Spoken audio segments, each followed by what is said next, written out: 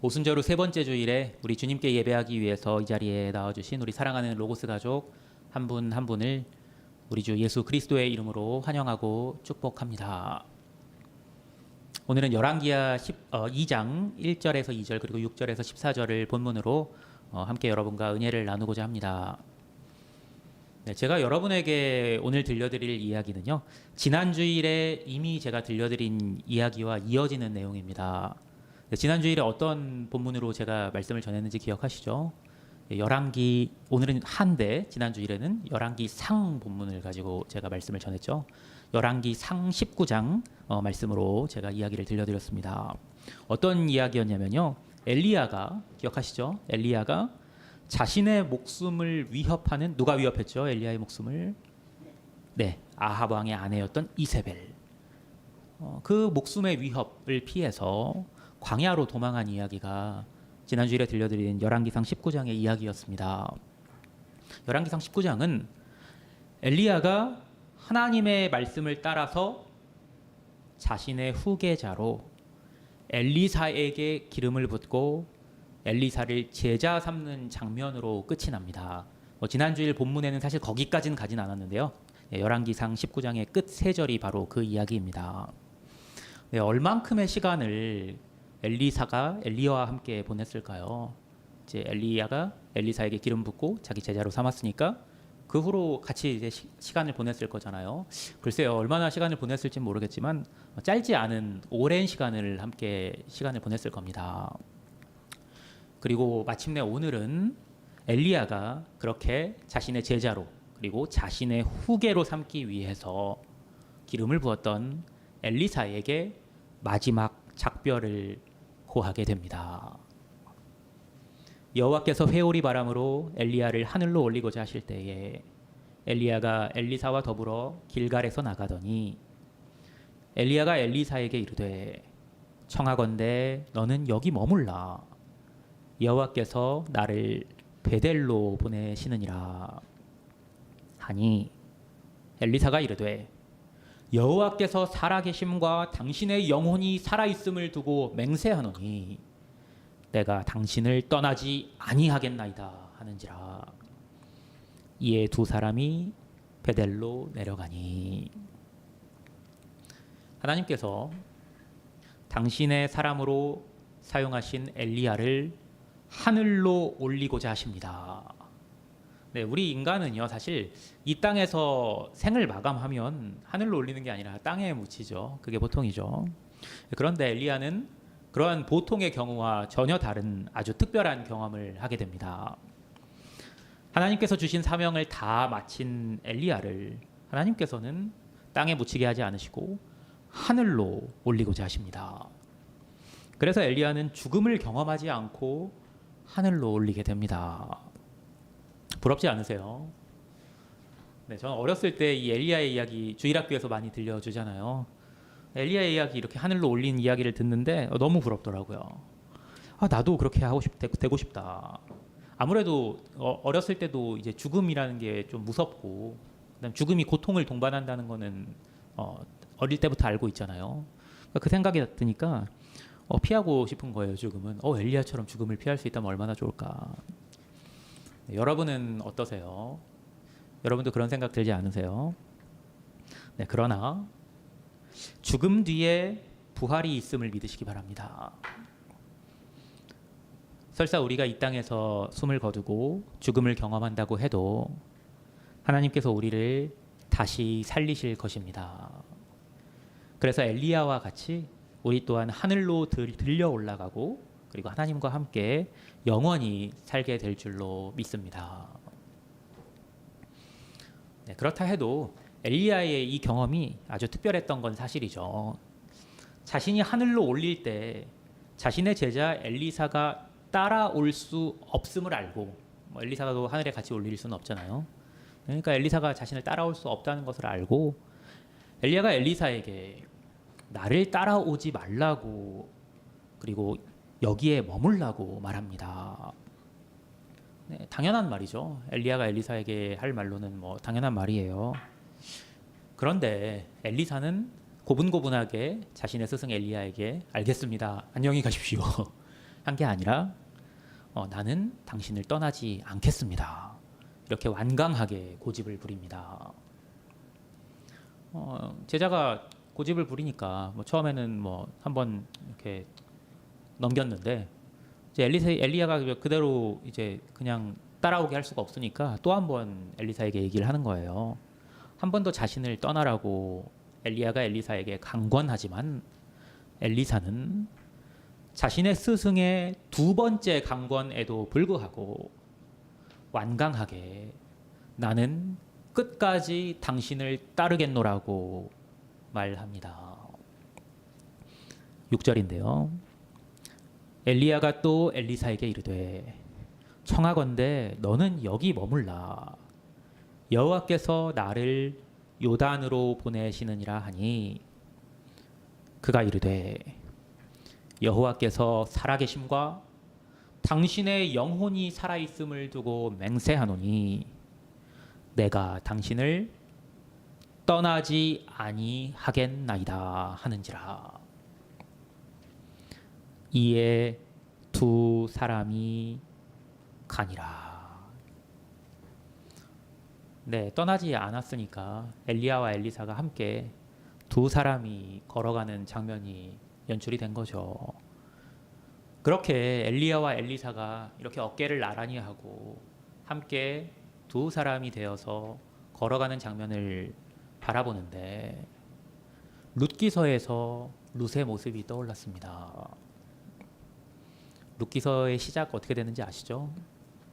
네, 나오미라는 사람이 있었는데 나오미가 자신이 머무르고 있던 원래 물론 유대 사람인데 어떠한 이유로 이제 모압으로 가서 이제 살게 됐거든요. 모압에서 거의 한 평생을 살았던 나오미가 모압을 떠나서 다시 자신의 고향으로 돌아갈 생각을 합니다.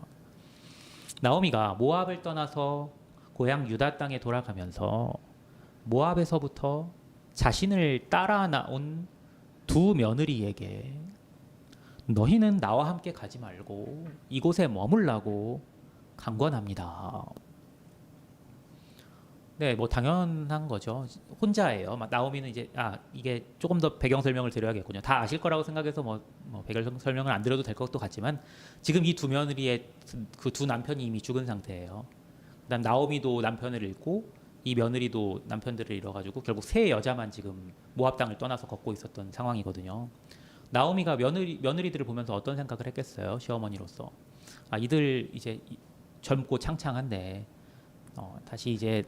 다시 결혼도 하고 다시 새로운 삶을 꾸려나가야 되는데 자기를 따라오겠다고 하니까 그것도 이제 이 사람들은 모압 여인들이었거든요. 며느리들은 자기네들 고향을 떠나가지고 이제 이방 땅으로 가겠다고 하니까 시어머니로서 안 말릴 수가 없었던 거죠. 그래서 그렇게 나오미가 두 며느리에게 강권을 했습니다. 그러자 두 며느리가 둘 다 효부였던 것 같아요. 둘 다 울음을 터뜨립니다. 그러다가 결국 며느리 중 하나였던 오르바는 시어머니였던 나오미에게 입을 맞추고 시어머니를 떠납니다. 작별 인사를 한 거죠. 그런데 다른 며느리였던 룻은 아니었습니다. 자기를 떠나지 않고 계속해서 자신을 따르는 다른 며느리 룻을 바라보면서 나오미가 다시 한번 강권합니다. 지금 엘리야가 엘리사에게 그렇게 하듯이 한 번 더 나오미가 룻을 향해 나를 떠나라고 말합니다. 그때 룻이 이렇게 대답합니다. 내게 어머니를 떠나며 어머니를 따르지 말고 돌아가라 강권하지 마옵소서. 어머니께서 가시는 곳에 나도 가고 어머니께서 머무시는 곳에서 나도 머물겠나이다. 어머니의 백성이 나의 백성이 되고 어머니의 하나님이 나의 하나님이 되시리니 어머니께서 죽으시는 곳에서 나도 죽어 거기 묻힐 것이라. 만일 내가 죽는 일 외에 어머니를 떠나면 여호와께서 내게 벌을 내리시고 더 내리시기를 원하니이다. 그 말을 들은 나오미가 더 이상 룻에게 떠나라고 말하지 않고 이들 둘은 함께 유다 땅 베들레헴을 향해서 걸어갑니다. 어깨를 나란히 하고 걸었겠죠. 지금 엘리야와 엘리사가 그렇게 어깨를 나란히 하고 함께 걸어가듯이 말입니다. 룻의 그리고 엘리사의 이 끈질김이 이들의 인생을 완전히 다른 차원으로 인도했습니다. 먼저 룻의 인생을 한번 들여다볼까요? 룻기서의 내용 익숙하시죠? 대부분이 다 어떤 내용인지 다 알고 계실 거예요. 방금 전에 말씀드린 대로 룻이 나오미의 유일한 며느리는 아니었습니다. 오르바 역시 나오미의 며느리로서 시어머니를 잘 모시고 살았습니다. 차이가 있었다면 룻은 자신의 인생 전부를 시어머니를 따르는 데 걸었고 오르바는 그러지 않았다는 데 있습니다. 룻은 시어머니를 따랐지만 시어머니는 하나님을 향해 가고 있었기 때문에 결국 룻은 끝까지 시어머니를 따름으로 끝까지 하나님을 따르는 인생을 살게 되었습니다. 그래서 룻은 여러분이 잘 아시는 대로 다윗의 할아버지인 오벳을 낳음으로써 하나님의 다윗의 후손을 통한 구원의 역사에 중요한 역할을 하는 데까지 이릅니다. 오르바 역시 나오미를 따르고자 했습니다. 그리고 하나님을 따르고자 했습니다. 그러나 끝까지 그러지는 못했습니다. 그리고 룻은 중간에 발길을 돌린 오르바의 인생과는 비교할 수 없는 차원의 인생을 살게 됩니다.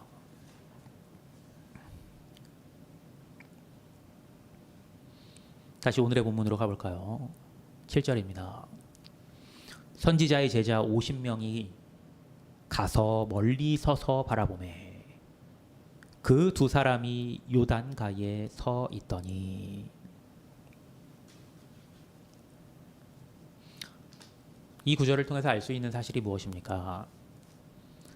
엘리사가 엘리야를 따른 유일한 사람은 아니었다는 사실을 알 수 있습니다. 스스로를 하나님의 사람으로 여겼고 또 실제로도 하나님의 뜻을 따라서 살고자 했던 선지자의 제자들이 50명이나 엘리사와 함께 엘리야를 따랐습니다. 그러나 그들은 멀리 서서 거리를 두고 따랐고 엘리사만이 엘리야와 함께 요단 강가로 나아가 엘리야의 바로 옆에서 강물에 발을 담가 강을 건넜습니다. 엘리야가 겉옷을 가지고 말아 물을 치매 물이 이리저리 갈라지고 두 사람이 마른 땅 위로 건너더라. 엘리야가 겉옷을 가지고 말아서 강물을 치자 물이 이리저리 갈렸다고 말씀합니다. 그리고 엘리야와 함께 그 물에 발을 담그고 있던 엘리사는 엘리야와 함께 갈라진 요단강을 건널 수 있었습니다. 다른 50명의 제자들은요, 그들은 그 자리에 있었습니다. 그러나 그들은 강물이 갈라지는 기적을 멀리서 보기만 했을 뿐 그 강을 건너지는 못했습니다. 이 사건은 우리에게 참 하나님의 사람으로 산다는 것이 어떠한 것인지 명확하게 가르쳐 줍니다. 이 자리에 있는 여러분은요, 모두 스스로를 하나님의 사람으로 여기는 분들입니다. 그렇지 않다면 여기에 나오지 않으셨겠죠. 그러나 그렇게 스스로를 하나님을 따르노라고 여기시는 여러분이기에 여러분은 예수님의 이 말씀을 깊이 생각하셔야 합니다. 예수님께서 당신을 따르라고 말씀하신 누가복음 10장 59절에서 62절의 말씀입니다. 또 다른 사람에게 나를 따르라 하시니 그가 이르되 나로 먼저 가서 내 아버지를 장사하게 허락하옵소서. 이르시되 죽은 자들로 자기의 죽은 자들을 장사하게 하고 너는 가서 하나님의 나라를 전파하라 하시고 또 다른 사람이 이르되 주여 내가 주를 따르겠나마이다는 나로 먼저 내 가족을 작별하게 허락하소서. 예수께서 이르시되 손에 쟁기를 잡고 뒤를 돌아보는 자는 하나님의 나라에 합당하지 아니하니라 하시니라.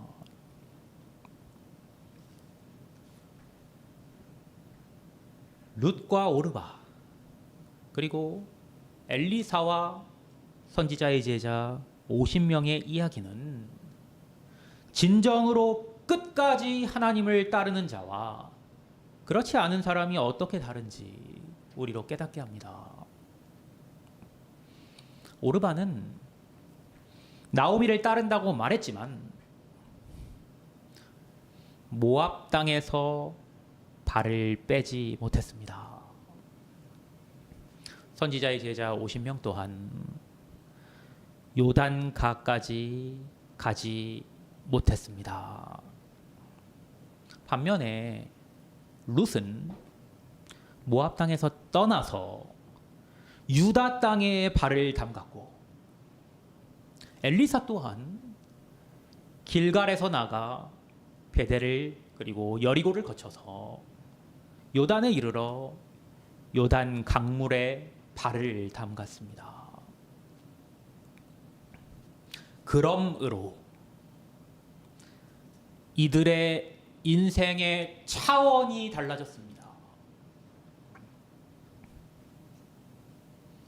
여러분도 우리 주님을 따름으로 룻과 같이 그리고 엘리사와 같이 하나님의 구원의 역사에 귀하게 쓰임 받으시기를 우리 주님의 이름으로 축원합니다. 어쩌면 이런 생각이 드실지도 모르겠습니다. 주님을 따른다는 게 이런 거였어? 손에 쟁기를 잡고 뒤를 돌아보는 자는 하나님의 나라에 합당치 않다고? 나는 여전히 세상의 것들을 생각하며 사는데 네. 주님을 따른다는 건 그런 겁니다. 어쩌면 우리는 진정으로 주님을 따르는데 한참 못 미치고 있는지도 모르겠습니다. 그러나 좌절하지 마십시오. 엘리사도 처음에는 우리와 같았습니다. 아까 제가 열왕기상 19장의 마지막 세 절이 엘리야가 엘리사를 제자로 부르는 장면이라고 말씀드렸죠. 열왕기상 19장의 세 절, 마지막 세 절이 어떤 장면을 우리에게 보여주는지 아세요? 엘리야가 엘리사를 처음 불렀을 때 엘리사는 소를 버리고 엘리야에게 달려갑니다. 하지만 덧붙이는 말이 있었어요. 내가 내 부모와 입맞추고 나서야 당신을 따르겠노라고 말합니다. 조금 전에 제가 들려드린 예수님께서 하신 말씀 생각과 이렇게 비교해서 보이시죠? 예수님께서 말씀하신 기준으로는 엘리사 역시 처음에는 하나님의 나라에 합당하지 않은 사람이었습니다. 그러나 엘리야를 따르면서 엘리사는 변화되었습니다. 아까 제가 처음에 말씀드린 대로 얼마 만의 시간 동안에 엘리사가 엘리야를 따랐는지는 모르겠어요. 하지만 꽤 오랜 시간을 따랐겠죠. 그러면서 엘리사는 더 이상 세상의 것에 얽매이지 않게 되었습니다. 그래서 엘리야가 하늘로 올릴 때가 되었을 때, 그때는 엘리사는 다른 곳을 보지 않고 엘리야만 볼 수 있었던 것입니다. 사랑하는 여러분, 저와 여러분도 하나님을 계속해서 가까이 하며 살아갈 때에 세상의 것에 얽매이지 않고 하나님만을 따르고 하나님만을 사랑하게 될 줄로 믿습니다. 건너매 엘리야가 엘리사에게 이르되 나를 내게서 데려감을 당하기 전에 내가 네게 어떻게 할지를 구하라. 엘리사가 이르되 당신의 성령이 하시는 역사가 갑절이나 내게 있게 하소서 하는지라. 이르되 내가 어려운 일을 구하는도다. 그러나 나를 내게서 데려가시는 것을 내가 보면 그 일이 내게 이루어지려니와 그렇지 아니하면 이루어지지 아니하리라 하고 두 사람이 길을 가며 말하더니 불수레와 불말들이 두 사람을 갈라놓고 엘리야가 회오리 바람으로 하늘로 올라가더라. 엘리사가 보고 소리 지르되 내 아버지여 내 아버지여 이스라엘의 병거와 그 마병이여 하더니 다시 보이지 아니하는지라. 이 엘리사가 자기의 옷을 잡아 둘로 찢고 엘리야의 몸에서 떨어진 겉옷을 주워 가지고 돌아와 요단 언덕에 서서 엘리야의 몸에서 떨어진 그의 겉옷을 가지고 물을 치며 이르되 엘리야의 하나님 여호와는 어디 계시니까 하고 그도 물을 치매 물이 이리저리 갈라지고 엘리사가 건너니라. 사랑하는 여러분, 우리가 끝까지 우리 주님만을 따르게 될 때 주님께서는 우리에게 성령의 역사를 경험하게 하십니다. 우리 주님께서 승천하실 때에 마지막 순간까지 우리 주님에게서 눈을 떼지 않았던 제자들에게 오순절날 성령께서 강림하셔서 그들이 성령의 사람이 되었듯이 우리도 날마다 주님과 동행하며 끝까지 우리 주님에게서 우리의 눈을 떼지 않으면 성령의 크신 역사가 반드시 우리 안에 일어날 것입니다. 저와 여러분이 우리 주님에게서 끝까지 눈을 떼지 않고 끝까지 우리 주님만을 따름으로써 우리 안에 그러한 역사가 일어나게 되기를 우리 주님의 이름으로 간절히 축원합니다. 기도하겠습니다.